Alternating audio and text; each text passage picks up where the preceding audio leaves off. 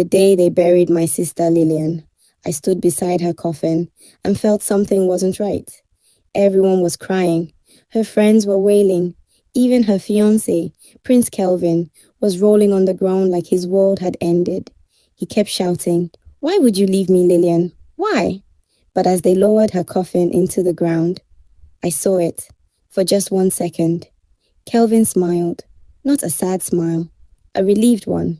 My blood ran cold because nobody smiles at the grave of the woman they claim to love. That night, I couldn't sleep. Lillian's last call kept replaying in my head. 2 days before her wedding, she had whispered into the phone, "Amara, if anything happens to me, don't trust Kelvin." I laughed then. Kelvin was rich, handsome, respected, the kind of man every woman prayed for. So I didn't take her seriously. Now she was dead, and the doctor said it was stress. Stress that killed a healthy 24-year-old bride 2 days to her wedding. Lie. Then, at exactly 2:13 a.m., my phone buzzed.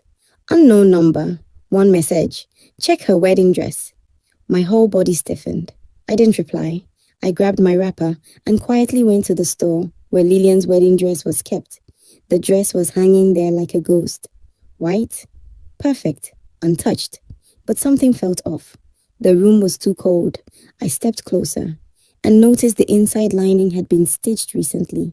Someone had opened it and sewn it back. My hands were shaking as I cut it open with scissors, and what fell out made me scream. A small black nylon. Inside it was a pregnancy test. Positive. My heart stopped. Then a hospital report dropped out too.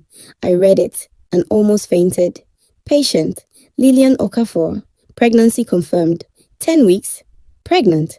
But Kelvin told everyone they were waiting till marriage. So why was my sister hiding this? Then another paper fell.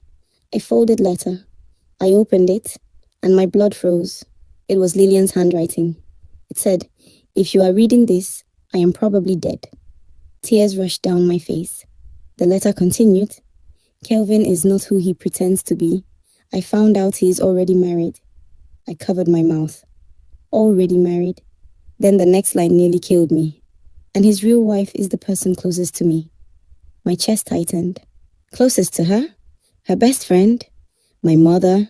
Someone inside this house? The last line made my legs weak. They said I must abort this baby, or they will bury me. I started shaking violently, because Lillian didn't die from stress. Lillian was murdered, and her killer was still free. Suddenly,